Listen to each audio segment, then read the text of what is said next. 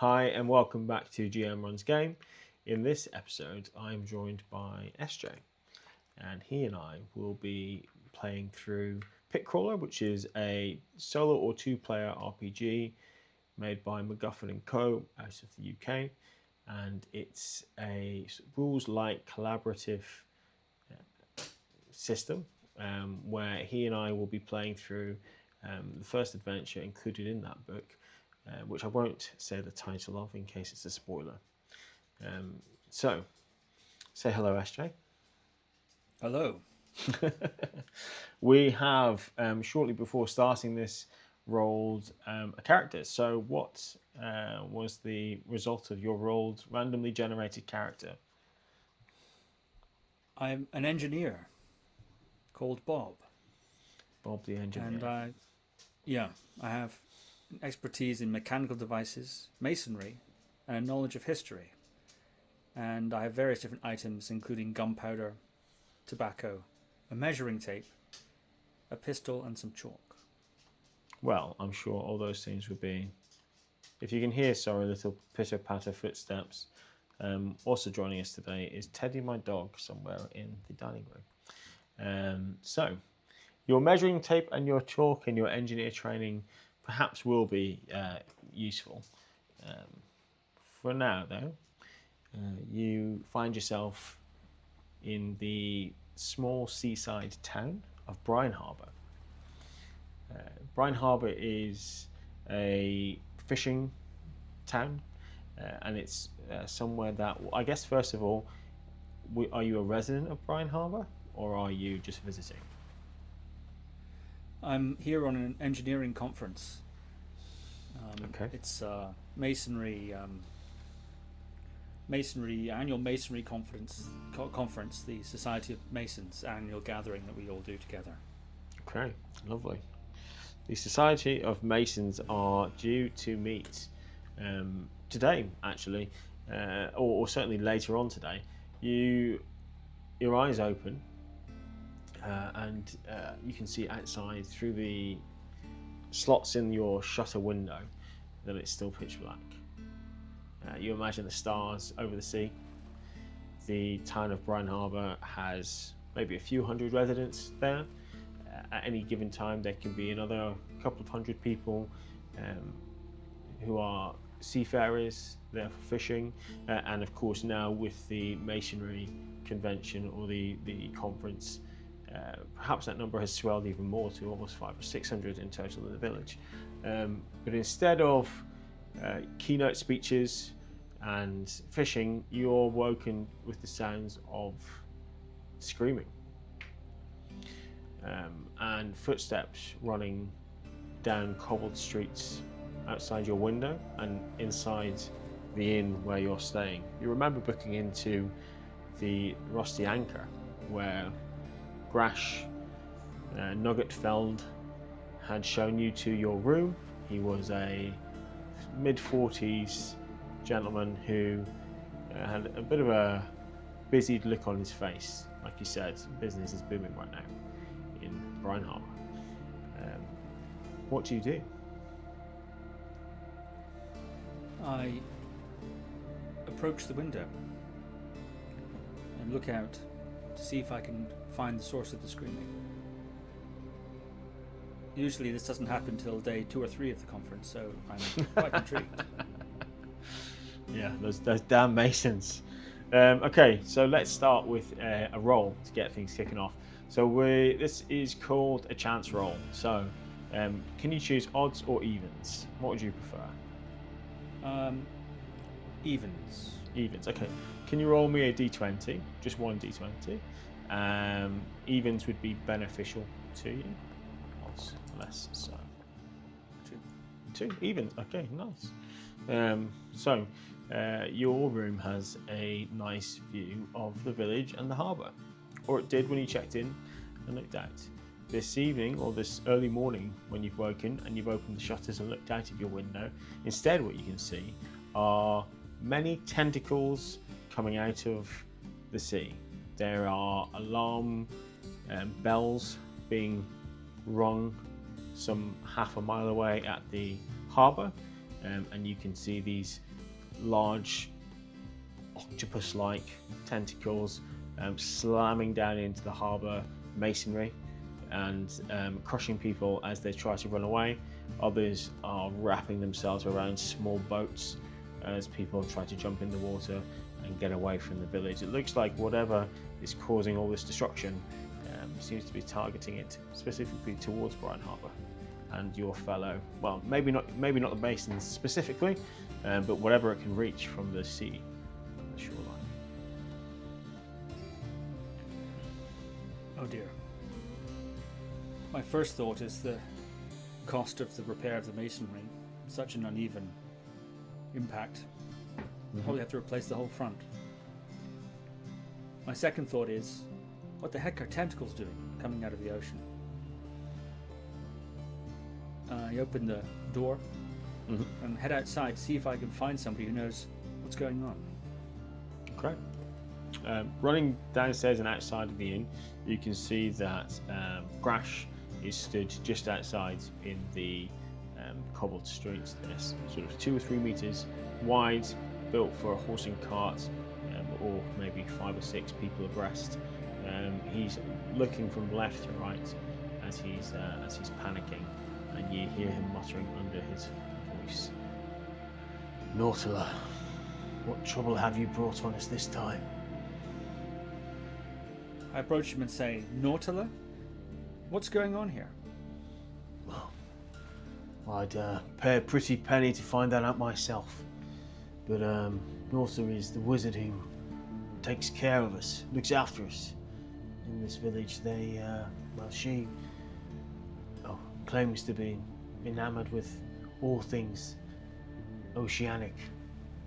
This surely can be only her doing.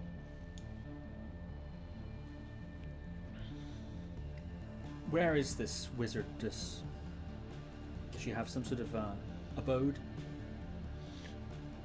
Look yonder, he says, and he points towards the harbour. And there's one tentacle recedes into the ocean. You can see Pearlescent sitting on the water, seemingly invulnerable or unperceived by whatever is causing the damage. A ship with a pearlescent glow all over it, almost sort of like the floating palace in Neverending Story.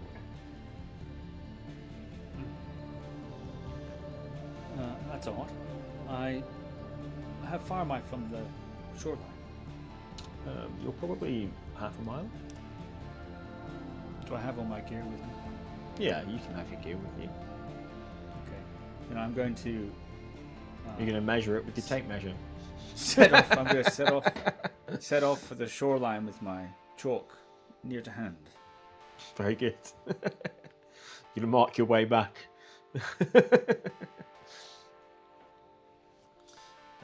Okay, cool. You are. It will probably take you somewhere in the region of 10 or 15 minutes. People are screaming and running up and down the streets. You walk past several buildings. You see the Crab and Bucket, which is a disused tavern, falling into disrepair. You walk past what must be, or you can see, a dry dock designed for repairing the fishing vessels, and you see you come into a village square and you see a group of villagers, probably 50 or 60 strong, stood outside of a rather impressive looking stone building.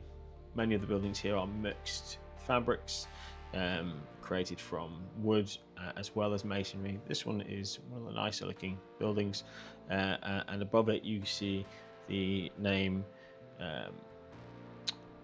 Globweed's Apothecary. People are banging on the door, and you hear them calling for help. You can continue straight towards the shoreline, pushing past these people, or you can investigate what's happening here. What would you like to do? My intention to go to the shoreline is broken by the nice masonry.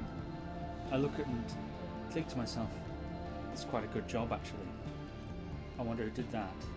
That's my first thought. And then suddenly I think, why are these people banging on the door? So I approach them and I say to one of them, what's going on? Why are you banging on the door? What do you mean, what's going on?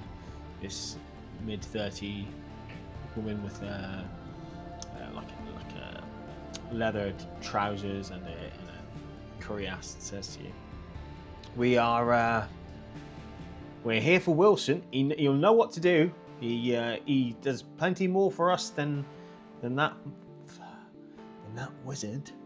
He's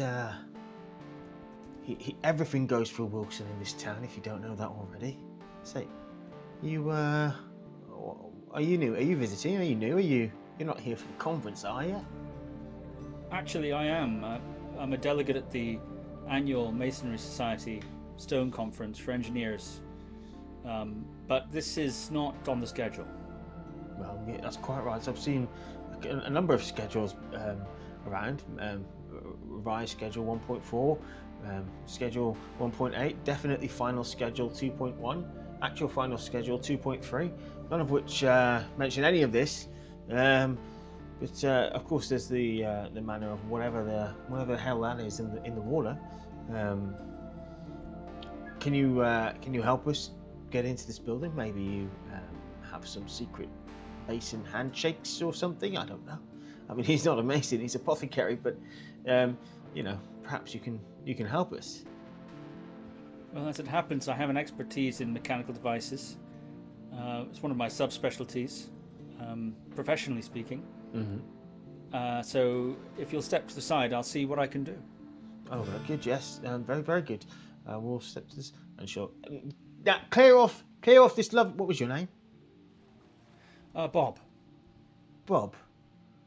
Oh, clearly foreign to these lands.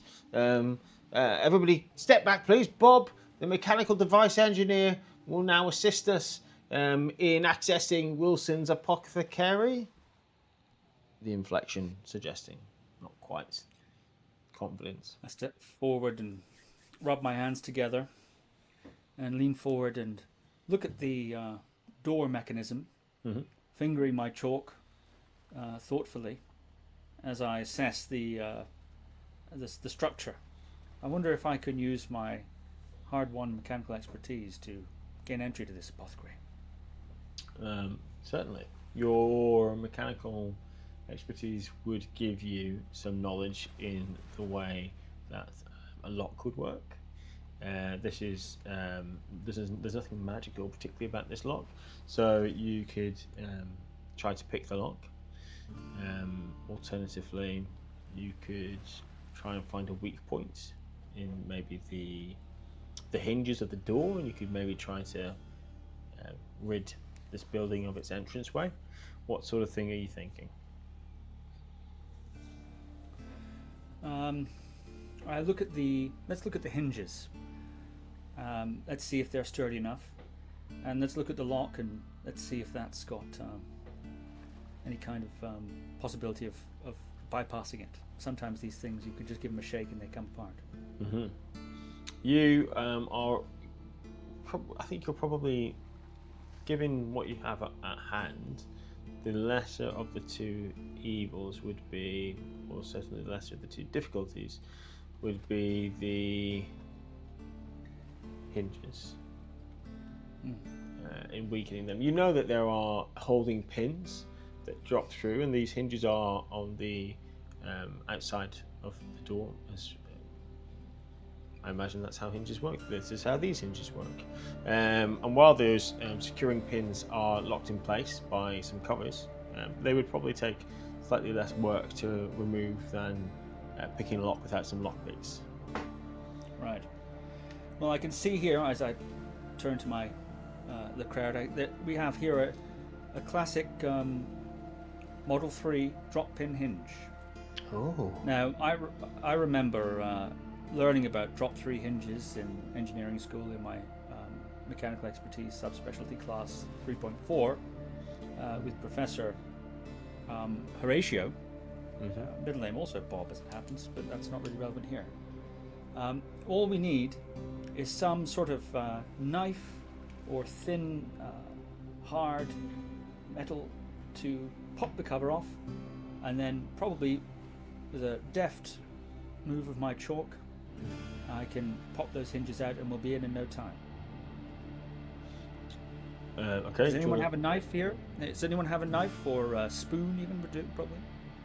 You make me a face check. Let's see how convincing people are. How convincing people are. Terrible score I have for that. Oh, 8's not too bad, is it? So I roll one of these 8s, do I? Yeah, just roll a d8. Okay. 2. Well, I am short of knives, the woman says who you've been speaking to, but it shan't do me too much to let you borrow this. And she'll pull out from the back of her hair, which has been tied up, a long metal knitting needle, which she'd used to create some sort of a pin for her hair, and she'll pass it to you. It's not much, but maybe it will help you. It's actually very handy. So I can just put it underneath the hinge and use my pistol, the butt of my pistol, just to knock it like that. And with any luck and a favourable roll, I ought to be able to just pop that hinge right out. Okay. So, this might not be the time that you choose to do this, but you can put your heart into rolls in Pitcrawler, which is when you would roll the dice you have for a particular quality, so for example feet or fingers, and then you add your heart dice to that. So you roll the 2 dices and you get the 1 result, which is those 2 numbers combined. This may not be what you choose to do in this moment because, like you said, you have some mechanical training. So in order to succeed on this roll, the difficulty would be a 3. Okay, and do I get to do this heart roll once per game or any time? So it's once per scenario, which may be more than once per you and I sitting down. Okay. Well, I think it's fingers, is it? It would be fingers. Yeah, I've got an 8 here. Worst case scenario, I can shoot it. So let's try. I'm going to try rolling just as it is raw, so to speak, without any enhancements. Ah, yes. So I approach the lock, and I carefully place the tip of the needle in the bottom of the lock. I take a little extra time doing this because, as Professor Horatio used to say, proper preparation prevents piss poor performance. And so I say that, thinking of him and his act, and then with my gun, I just start to knock the bottom ever so gently, and then what happens? Well, 2 things happen. You rolled an 8 on a d8, so the first thing that happens is we get to enjoy the critical success. The next best thing that happens is your dice explodes, so you now get to roll a d10 and add that number to the 8. So you can really do this particularly nicely. Is this a good outcome so far? This is the best outcome so far. Oh no, I got a 2.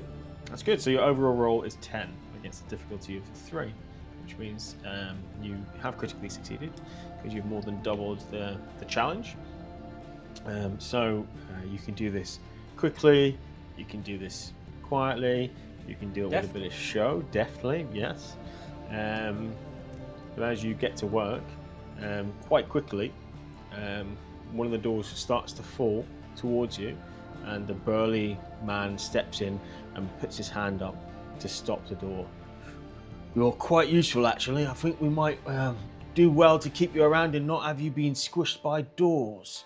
And he puts the door up against the masonry on the left-hand side, revealing inside a small reception room filled with glassware on a brown wooden table, which is polished to within an inch of its life. This room and this building appears to be kept quite nicely. Bob, will you be going in first, or would you like the mob of villagers here to summon Wilson for you? You did want to see Wilson, I assume? Yes, I quickly improvise. I think I ought to lead the way.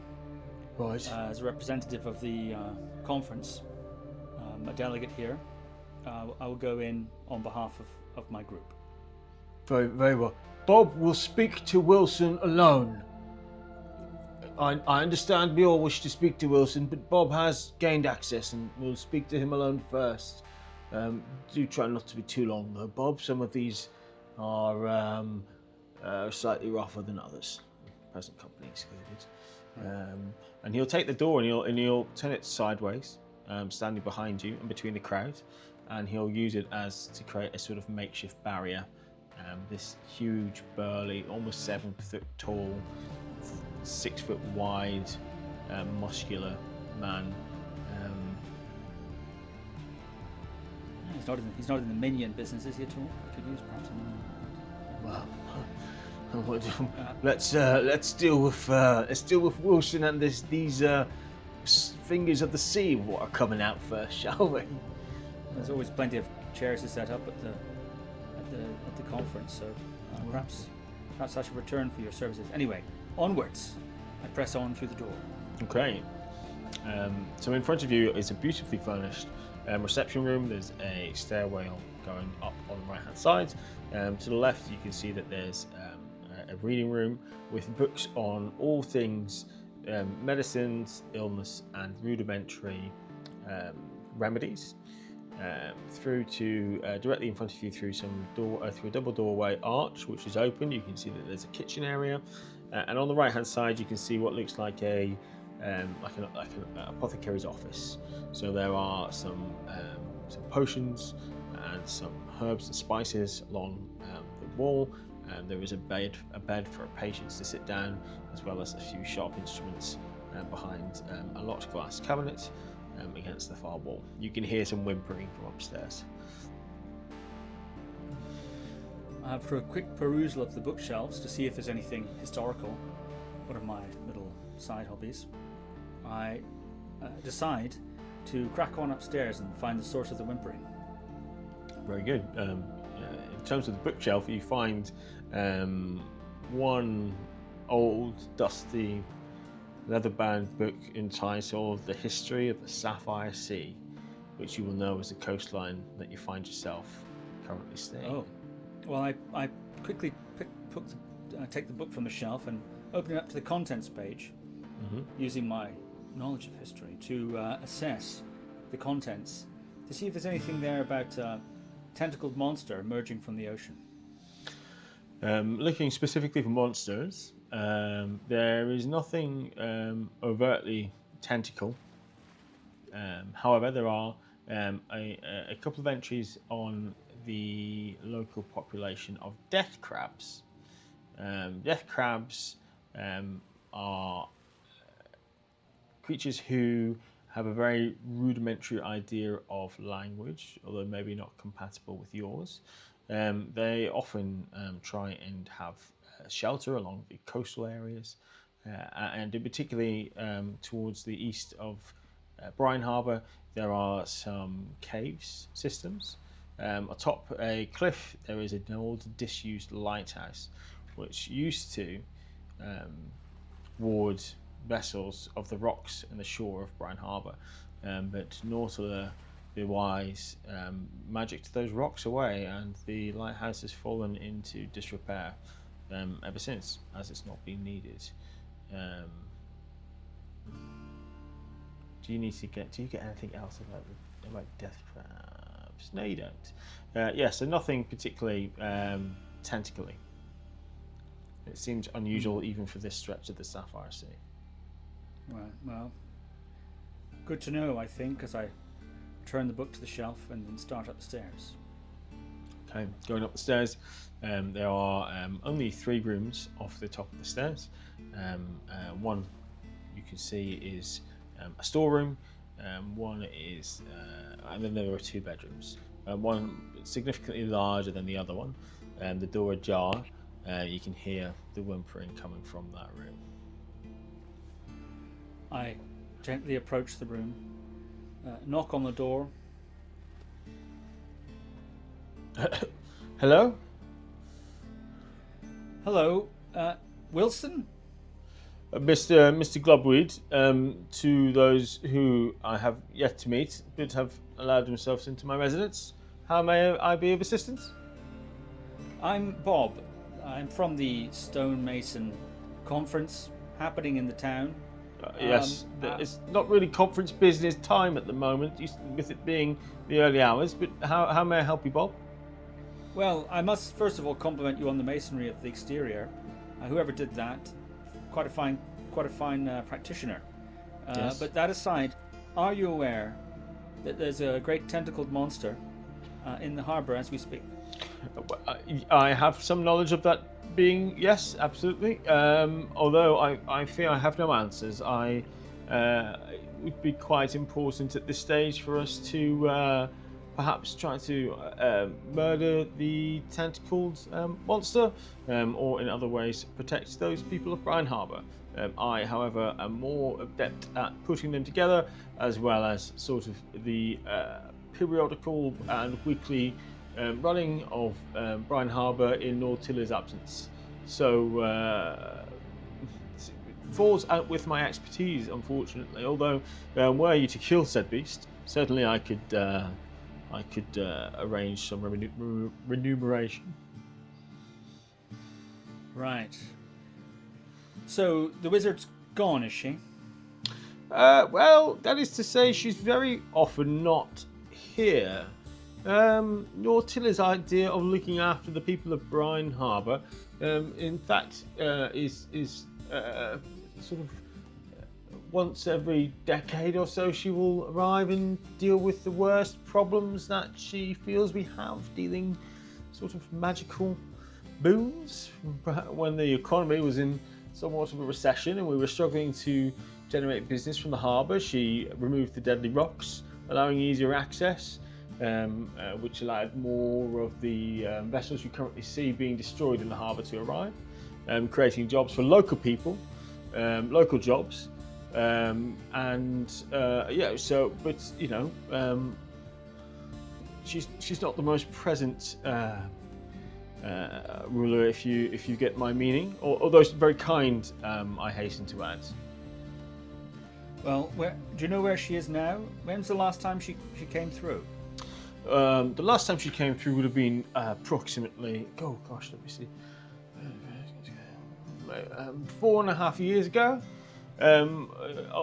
Quite regular now, I believe, or quite unusually, halving the amount of time between visits.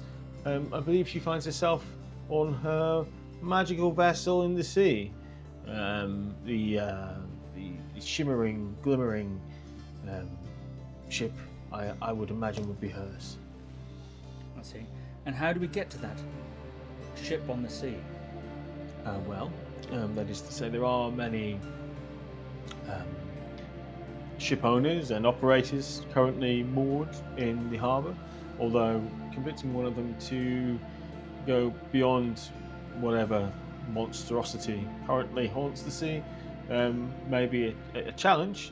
The other solution perhaps would be to kill the monstrosity and then walk upon its dead body from harbour to her vessel. And how do you propose we kill it? Well, my first proposal would be we change the usage of the word we. We fund the killing. You perhaps could do the killing. Perhaps start with one of the tentacles and then continue until there are none. I am more versed in putting people together than taking them apart, and whatever is in that water is not a person, I hasten to add. Anybody nearby who's adept at such things? Well, let me see. There is one particularly known seafarer who goes by the name of Captain Torber. They are in charge of the vessel Valiant, quite daring, although not for a small price. They may choose to help you. I see. Do you know where this vessel is? Currently harboured along the shoreline, and in one piece, I believe, such as the winds of fortune favour you. Right then. Well, I'll leave you to a whimpering. and make for the vessel. Very well, very well. And he'll sort of follow you out to the front of the building. Oh, my door. Yes, calm down, calm. Bob will save Brineharbour. I have been assured. Not only so, I have instructed Bob, and he now is in the services of Brineharbour, and a solution is currently underway. So you should... Bob, what do you mean, Bob? He's not much of a talker, is Bob? As you sort of make your way through the crowd, if you choose to do so. I do choose to do so, and I turn to the enormous guy and I say to him, enormous guy, if you be persuaded to put the door down, I could use a bit of help on this next stage of the of proceedings. Oh, okay. Do you want to make a face roll and see if you can be persuaded to put the door down? And see if he'll become my minion. Yeah, let's see if I can do that. Yeah. Okay, what's my face score? 8. Okay. Not enormously optimistic about this. So you need to get a 6.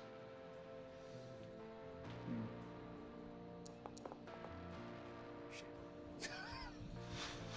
1. Never mind. He turns to you. Perhaps Wilson's talking behind one shoulder, and then you begin to talk behind his other shoulder. He turns in the wrong way, swinging the door around, and it clashes you on the back of the head. You feel sort of a red hotness flush your face, and you suffer 1 point of damage. But I think probably it's best if, despite popular opinions, and he leans into you, I apologise for your head. I'm actually not much of a fighter. I just sort of, I actually bounce on the captain's head tavern, but I tend to talk my way out of most situations. It's never mind. I'm better with hinges than I am with interpersonal communications. Didn't have that class at the engineering school, so I'll leave you to it. I make for the harbour. Very well. Okay, very well. Thank you. And he'll turn and attempts to replace the door on its hinges. And you see him noticeably struggling with this. Okay, making your way towards the harbour, you can see that there are some more screams as you leave this square. And make me another chance roll. Odds or evens again. Oh, even. Okay. D20, is it? Mm-hmm. Yes, please. Oh dear. 13 odds. In front of you there is a building which has gets smashed by a tentacle. You are now maybe a few hundred meters away from the shoreline. Now, these tentacles clearly are particularly long. It's smashed down and the building and the masonry collapses, blocking the path. You think there's probably a workaround on the right hand side. There's a small sort of it's a small alleyway which would take you to an adjacent street. Do you choose to go down that way? Yeah. Okay. Going down that small alleyway and popping out on the adjacent street, the first thing you're met with is the smell of iron. Looking from left to right, you can see that this street is covered in pools of blood. To your right, you see an 8 foot tall, 6 foot wide crab turn and snap its pincers to you. To your left, you see a slightly smaller crab, 6x4. They both snap those pincers and start to move towards you, obviously sideways. What do you choose to do? I'm going to go back down the alleyway and hope it's too narrow for these crowds to follow me. Okay. Being as they are 6 foot wide. I mean, how wide is this alleyway? No more than 2 or 3 foot. It is too small for them to follow you. Snipping as they can, although it takes a couple of seconds for them to orientate themselves in the correct manner with their limited mobility. They begin to snip down the alleyway just as you turn the corner and you're returned to the road with the collapsed building blocking the way. All right. Well, I mean, I'm going to use my masonry skills here to see if there's some way I can clamber over this. We had a class in the second year, which was navigating collapsed masonry. It's an important skill. Often things do collapse, especially in the southern regions where the skill training is not as good. So it's one of the things that they always had us learn fairly early on. Very good. Do you want to give me a feat check? Feat? Yes. So see your dexterity. Your difficulty value is 3 that you're up against this time. That's a 10 apparently. So. Oh dear. Oh no, that's a 10. Oh, I thought it was a 0. See, they train us well at the University of Mechanical Engineering. Okay, you critically succeeded. So can you roll a D12? I can. Let's Seems see. right? Let's see how well you do on this one. 8. Okay, 18 against a 3. You were very good at this. Perhaps you specialised in restorative work. This being, of course, pretty crucial, having to clear out the building work, although that's for you to decide before you can rebuild your whatever masonry structure you're currently working on. You climb quite quickly and quite definitely up to the top of this building, and now you can see the full devastation. There are currently 6 or 7 tentacles whipping themselves along the shoreline, along the harbour. And there does seem to be one side which is slightly better protected by a small sort of outcrop, and in that side you see the Valiant. You can try to traverse your way towards the Valiant, or the opposite side you can see Nautila's magical vessel, although you are yet to secure any kind of passage to make it that way. Okay. Well, I'm going to... Let's see what I've got here. Short pistol, no use. Okay.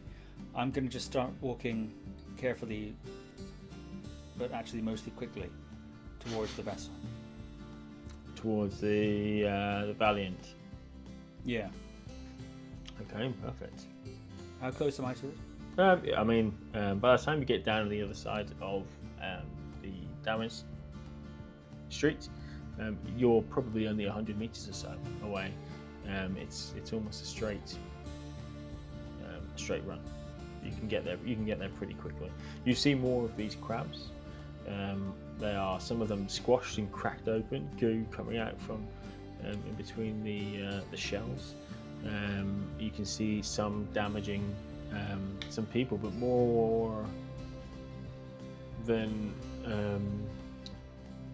but the overriding that you can see is that the crabs are exiting the water, and they are making their way towards the high ground, making their way towards the lighthouse. They look slightly panicked in how they're doing it, and startled by these people, or challenged by different villages, or in all the confusion there are some sort of battles which have broken out between villagers and crabs. You see villagers wielding wooden chairs, trying to stick them into the mouths of crabs or into the claws, and trying to stop the crabs from causing any more damage. Both natively sort of naturally defending what they think they should be defending. Before long though, you're able to continue on, and the smell of some small fires burning out and the dust of the masonry in the air greets you as you approach the, I want to call it the SS Valiant, but we'll just call it the Valiant. It is a pretty grand vessel. Think Pirates of the Caribbean. You can see that there is one gentleman sat at the bottom of the gangway onto the vessel, and you can see that the rest of the people who are on the vessel are preparing it to move. You can hear a female's voice just calling over sharp commands. Secure the luggage, secure the goods down below. Prepare the sails, although not too quickly. We want to try and break the water and allow the wind to build before we unleash the sails in case we are seen too early. How would you like to approach? Well, I dash to the foot of the gangway and I say to the guy there, your lady skipper. Where is your lady skipper? She's on the vessel, isn't she? And excellent. Oh, go on, please. Well, no, you go on. I mean, I suppose you want to see her, do you? Yes, I do. I think I've been sent by the apothecary. Oh, very good, yeah. Well, I will tell you what I have told everybody. We have limited availability for those in need, and the price of passage, currently speaking, is 1 silver piece. And that's equivalent to how many copper shillings? Copper pennies, that would be equivalent to 10 copper pennies. Yep, okay, fine, whatever. Here you go. Oh, you're going to pay me in copper pennies, aren't you? As he holds his afraid hands so. out. It'll be useful if you need the change later. Well, I suppose there is that. Captain Torber, we have a grand total of 1 passenger now currently. On you go. What was your name? Bob. Sorry? Bob the Builder. Bob. He's Bob the Builder at Foreign, I think. On you go, Bob. Watch yourself on the gangway. Wouldn't want you to fall in the water. Awful things in there nowadays, apparently. And you see him sort of like shake the money in the coinage, open his leatherette waistcoat, slip it inside, and then sit back down, making your way up the gangway. It is well maintained, this vessel. Captain Torber clearly has a good control of her crew. Hearing the gentleman at the bottom of the gangway calling to her, you can see her stood over the steering wheel of the different word. It's definitely not called a steering wheel, but the steering wheel of this vessel, and she sort of rests her arm on it as she looks at you. Welcome aboard, paying customer. Can I introduce you to the crew of the Valiant? We've got Georgia over here. Hello, I'm Georgia. Hello. And she'll sort of go through 3 or 4 names who are all running around frantically, trying to batten down the hatches for what will be perhaps a little bit challenging. So, can I interest you in a tasty beverage or snack for only 2 copper pennies? I'll pass for now, thanks. But where are you heading? Anywhere that's not surrounded by the tentacles of what I can only assume is either a giant octopus or worse off a leviathan. Right. Well, biology is not really my strong point, let alone bestiaries. But that being said, I did have some colleagues in the University of Structural and Mechanical Engineering, which I was in fact a member of, a student of for some 4 years with honours. Actually, just did some hinges, very nice. In any case, I suggest, as a degree-holding engineer, we make for the shining ship. We can sail anywhere around here, but there's likely to be even more tentacles. The sea is not safe, and the shining ship is the ship of the wizard. I think only she will know how to destroy and pacify this monster of tentacles. Very well. The shining ship is seems like a reasonable request. Of course, all navigational requests do come at a surplus of 1 copper penny. If you could just pay Georgina, then I'm sure we will at some point or another try our best to stop at Naughty the Shining Ship for you. Rightio, here you go. Oh, thank you very much. And she bites it and sort of goes down. Right, do you have any other business that you'd like to take care of in Brineharbour, or are you ready to go? Let's go. Let's go! She shouts off down to the gangway. Gentleman who runs up and pulls the gangway back up. Another comes out with a scimitar and just starts cutting the ropes that had the Valiant tied up to the harbour. Speed is of the essence. To your oars! We'll go quietly and we'll go carefully. And she goes down into the hull of the vessel. Would you like to accompany us down here?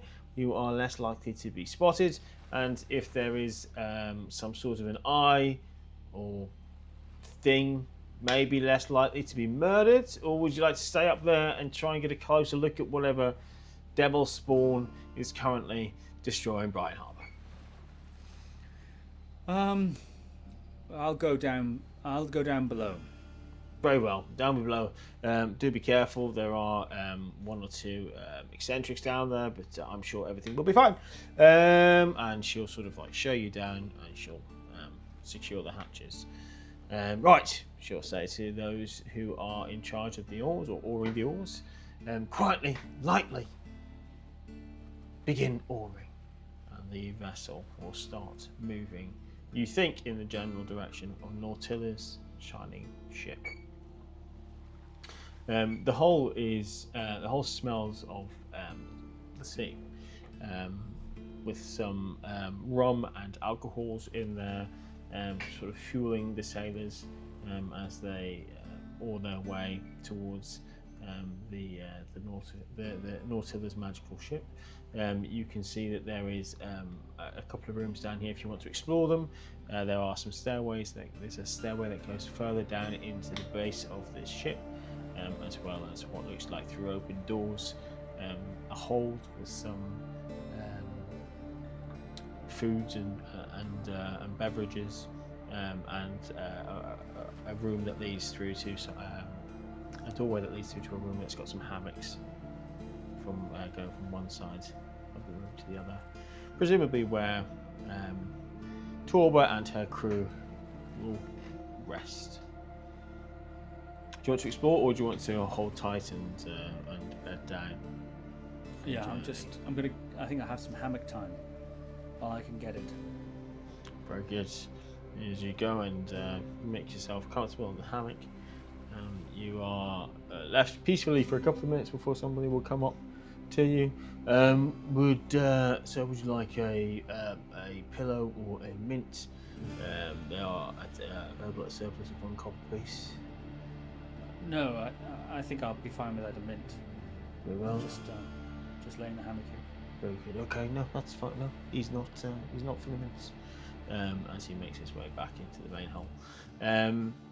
Can you give me a chance roll? So another d20 and call odds or evens. Okay, I'll call evens. Very well. Did I say evens? Shit. Okay. You will hear a call that will, as you close your eyes, trying to rest and trying to get some sleep, you'll hear a call from Torba, and she'll call to the crew to ready their weapons and to get to the deck of the ship. The door is flung open to the deck as some of the people working the oars will stay to make sure you're not just sitting ducks, and the rest will rush to the top of the deck of the vessel. You hear her calling out that it's reared its head, and we should try to fight it to gain some time. Yeah. I withdraw my pistol from its holster and go to the side of the ship that's closest to the head. Very good. It's almost, as you come up, it's almost unidistant to the head, the ship. It's to the side of the vessel, and not only do you see the head, but you can in fact see the outline of this Leviathan's body, almost some square mile wide. The head, body, and tentacles move as one underneath the ocean.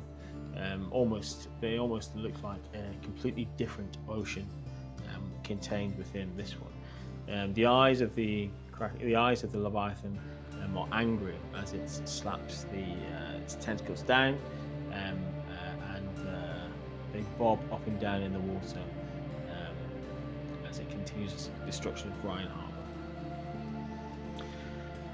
Yeah, well, it's about to get angry, I think. I take aim with my pistol at the eyes and prepare to shoot. Okay, cool. So, the difficulty value is 9 to hit the eye. I'm going to put my heart into this one, Okay, nice. which is my fingers are an 8 and the heart is a 9. 12. Yeah. So what does that mean? So you click. So below the enter message box, the chat box, you should be able to click D8 once, and then if you go to the D12, what did you say the heart was? You click that one once, and then if you click roll, it'll roll both dice, and it'll add it together. Perfect. 13. You loose your shot. Yeah. The others on the ship have some slightly more rudimentary equipment.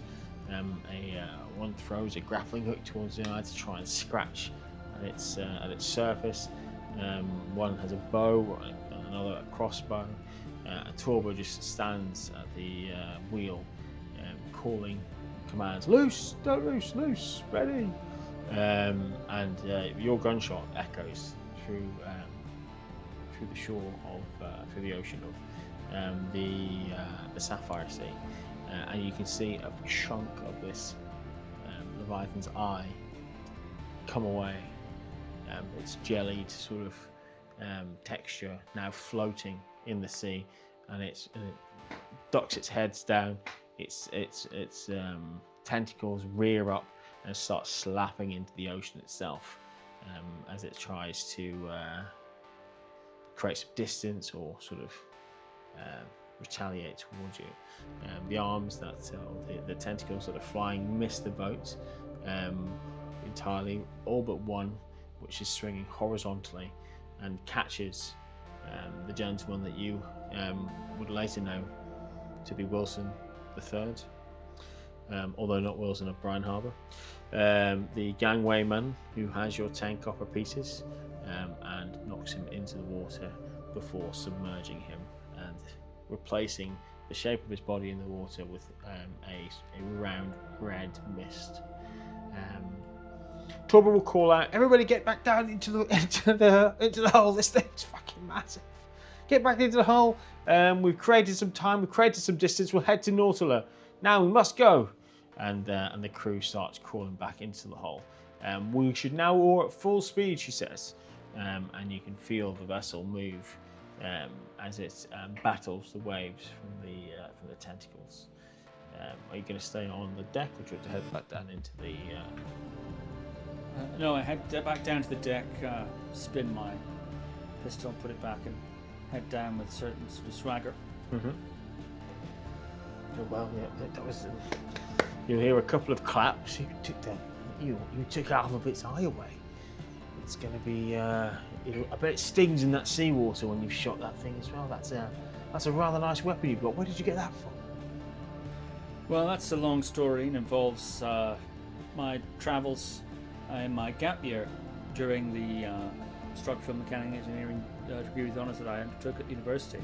Mm-hmm. Oh, nice. I'd be happy to explain to you all the details. In fact, I have a quite a lengthy paper that I produced on my gap year, but perhaps, well, you all seem a little less interested. Just suffice to say, it's been with me a long time, this pistol, and I think it did quite a good amount of damage. And we could say, as you correctly point out, that it's rubbing salt in the wound. The Leviathan retreats to safety under the waters and is in fact further agitated by the salt.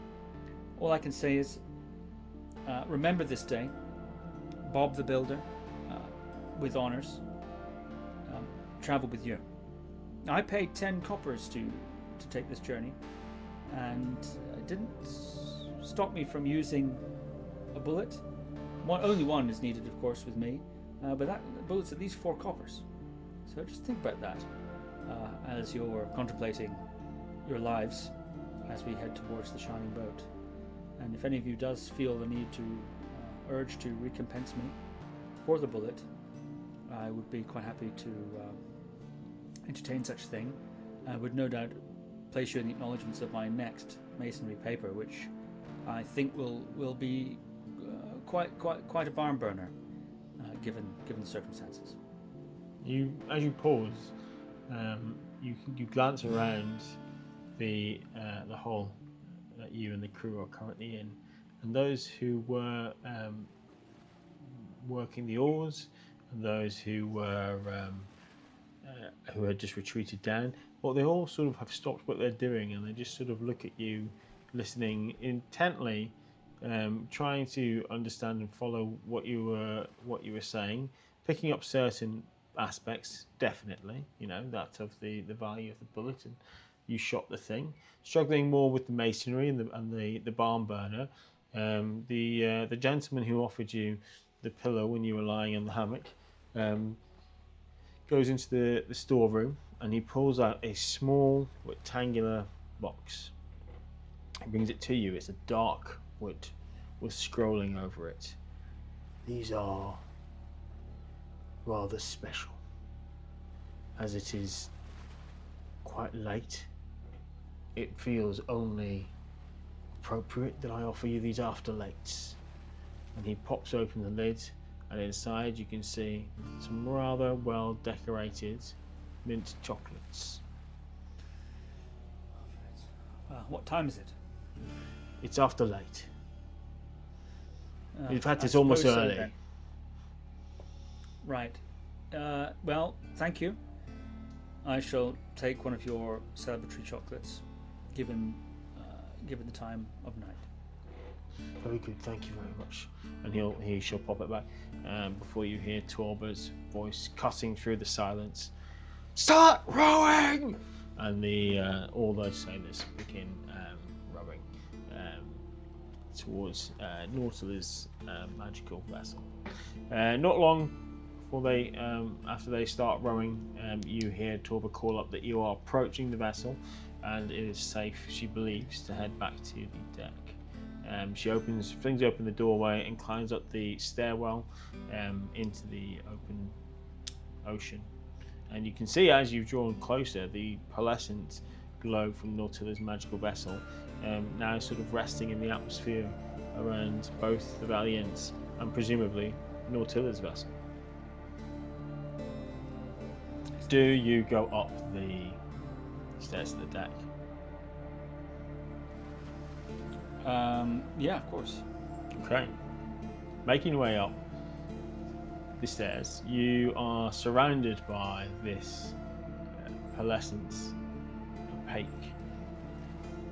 atmosphere, which now engulfs the Valiant. You see the crew members looking around with their eyes open in wonder. They seem to be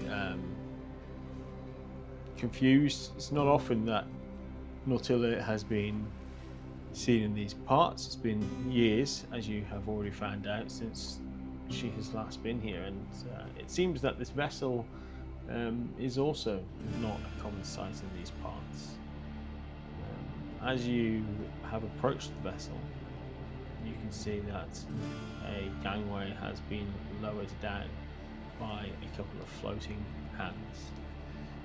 These hands, sort of cherub-like, place this gangway gently across the two vessels. Nautilus's magical vessel, much larger than the Valiant, and you can see the front of it has almost although made of wood, like all the vessels in this time, the front of it is practically see-through. You can see there must be some magical component here, but you think you can see the outline of a person staring intently at what is unfolding in the harbour.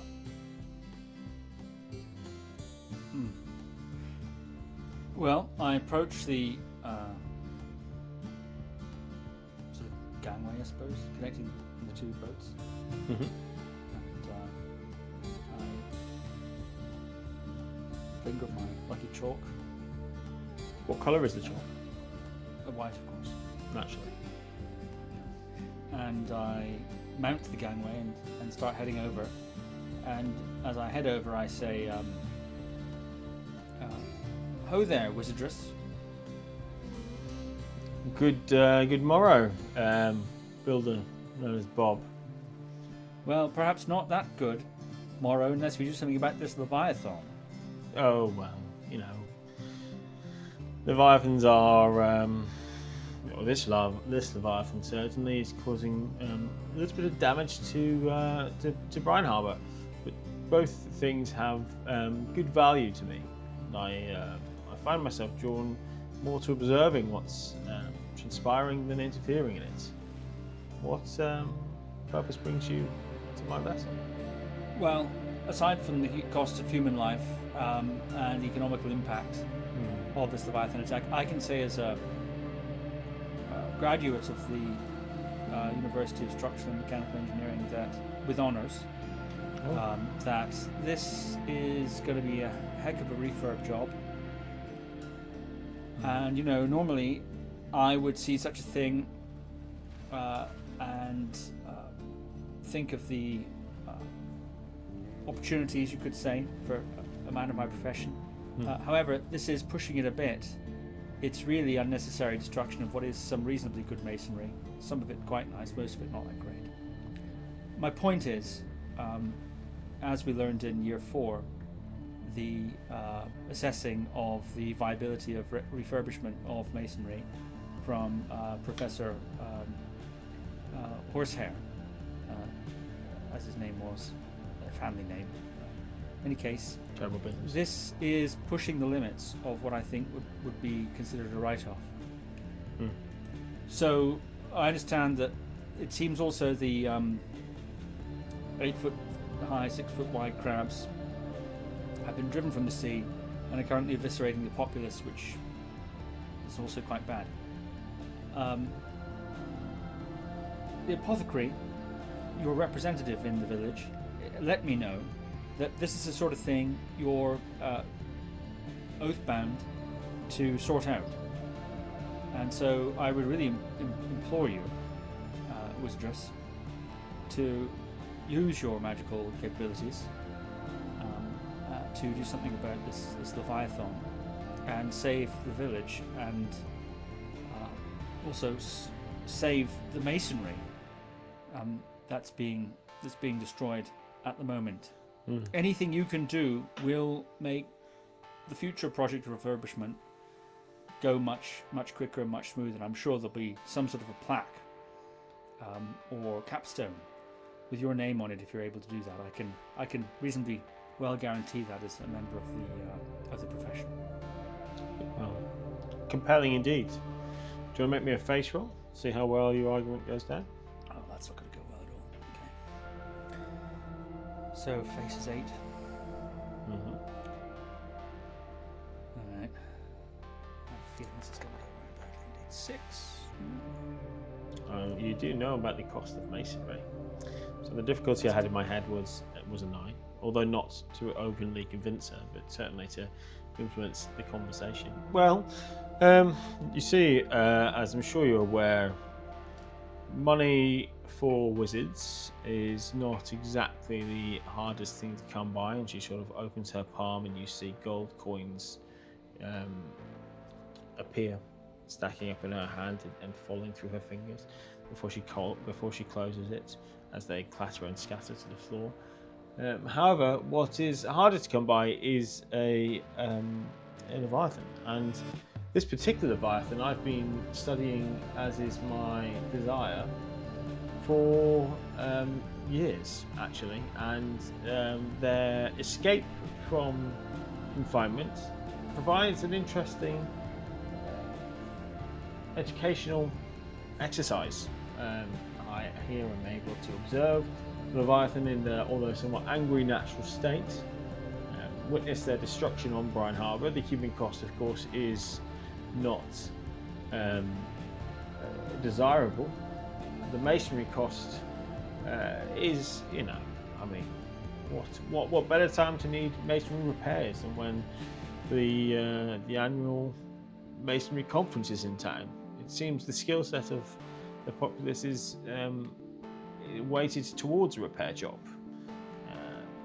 However, I do not wish to see the entire village destroyed. There is a limit to my desire to see this Leviathan in its natural habitat. My recommendation to you, should you choose to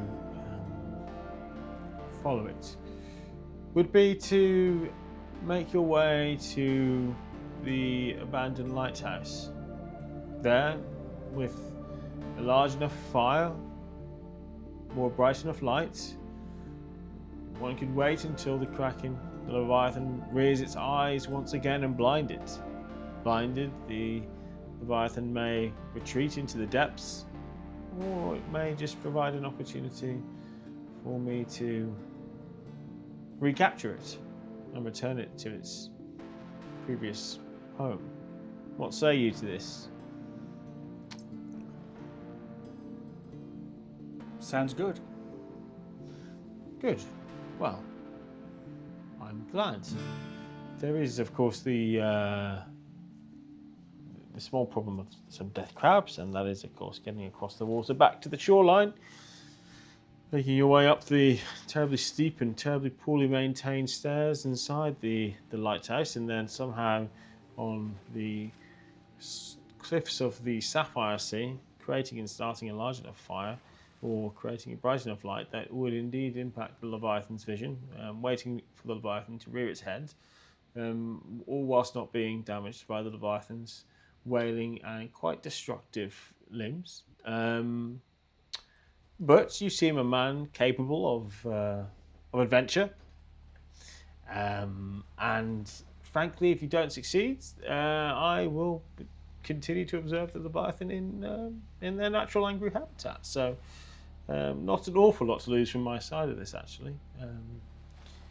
You hear Torba spit on the floor of the magical ship, and a mop and bucket appear, cleaning the spit up before disappearing. Yes, although I'm open to be impressed, it's possible there will be more work for you in the future. Should you manage to distract the Leviathan, the ideal outcome for me, I suppose, would be to recover the Leviathan into its containment. It would save me decades, in fact, of trying to track down another. There are few along the Sapphire Sea. And if you are able to return the Leviathan to me, then perhaps there will be more work for you from me in the future. Paid work, no less. Well,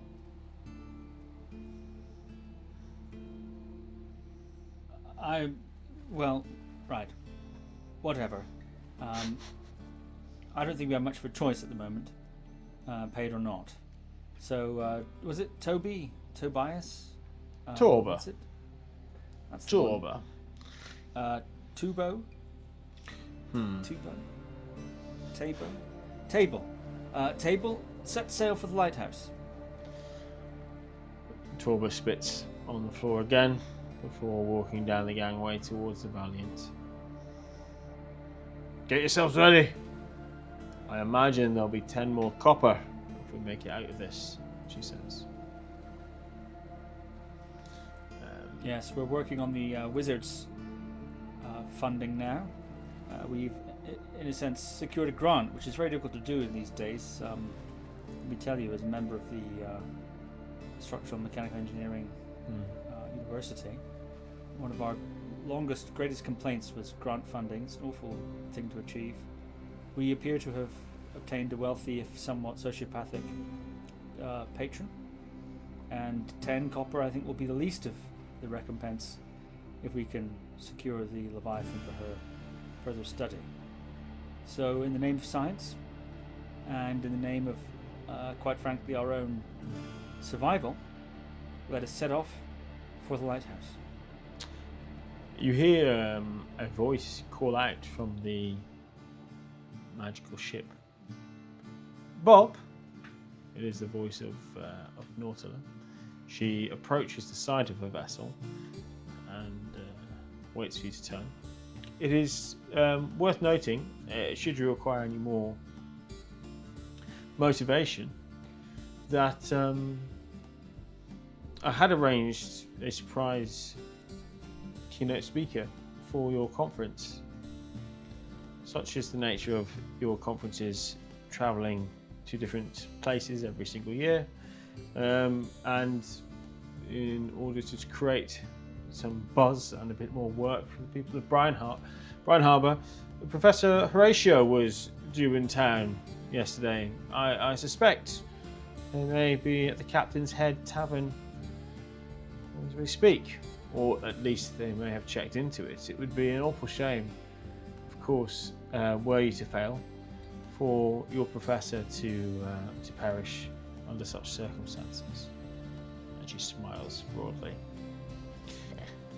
You had best make for that lighthouse. The gangway starts to retract. Please go on. Well, academia is a cutthroat business. To the lighthouse.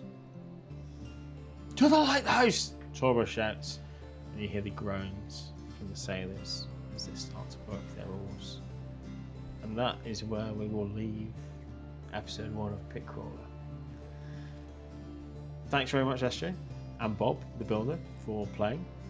I hope everybody enjoyed themselves. And if not, please do leave a comment so that I can make it less enjoyable for you next time.